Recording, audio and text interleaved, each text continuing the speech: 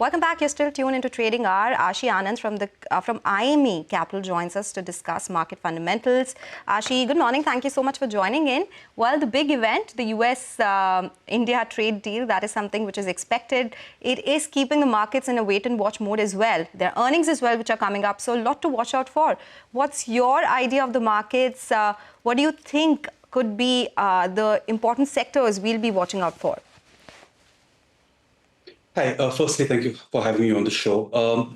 So I think the markets are very interestingly poised. You are just kind of off the kind of all-time highs. And I think the two key elements that are preventing a more bullish sentiment from actually forming is one, very, very clearly, we do need to have clarity about the Indo-US trade deal. I would actually argue that you also need clarity about US and other economy trade deals, because that is going to ultimately drive the state of the global economy. And we are still dependent on global demand across multiple sectors. So Trump and the trade deals to be implemented by the US, I think you are going to need to wait to see clarity around some of this before you can get into a bit more of a runaway bullish market sentiment. Because without that, you still have the sword that could kind of really impact the global economy quite significantly. The other core element is that we are entering the corporate results season. Our expectations continue to be that across most sectors, we expect earnings to be largely muted. We've seen kind of low single-digit earnings growth over the last couple of quarters.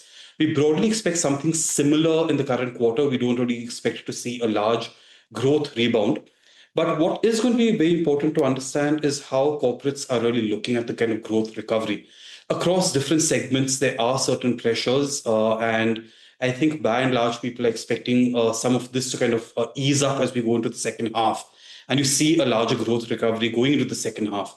But until you aren't seeing clearer signs of this, I think markets kind of crossing and going significantly above the previous all-time highs is going to be slightly difficult.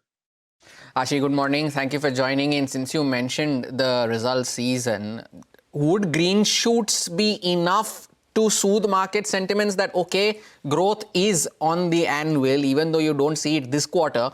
But even would green shoots be enough, or would you want to see a finer, more proper growth for, as you mentioned, in the second half for the markets to move higher? So the reason we kind of believe green shoots may actually be enough, right? You have a very, very important thing which is played out in the markets over the last year, which is the 100 basis points cut in the repo rates. You have seen the 10-year bond yields also fall off. As interest rates kind of start to come down, there are various kind of positive multiplier effects across the economy. It should help boost consumption demand. It should help certain on-the-margin capex. Real estate is again another segment which should get boosted by kind of interest rates falling off. So you do have a clear indication of what can lead to some form of a growth recovery. Consumption, which has been weak quite sustainably over the last kind of 12 to 18 months. If you just see the kind of impact on household consumption that a fall in EMIs can actually have, and the kind of spending power that that can release. So I think you do have the fundamental framework for a growth recovery, which is the kind of sharp fall in interest rates that you've seen. However, it just across kind of sectors, you have different challenges, right? So I think consumer has had the larger consumption slowdown. We see interest rate reduction as being some kind of a solve for that. IT has uncertainty around US Trump, right? And Trump and tariffs, and accordingly companies aren't spending. You need some clarity around that. Pharma has its own challenges. Across, if you go sector by sector, there are specific issues. A lot of the sectors that were driving growth in previous years, if you're looking at capital goods, capital markets, real estate, a lot of these have grown quite significantly off their lows over the last 2 or 3 years, and the base has now actually caught up. So, yes, we kind of believe that.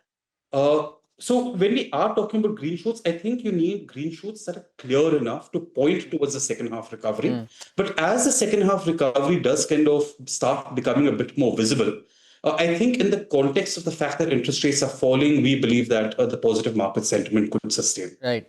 Ashi, very quickly, running out of time, which is the one sector that you'll be watching out for this time around in the earnings season, on the positive or maybe on the negative side as well?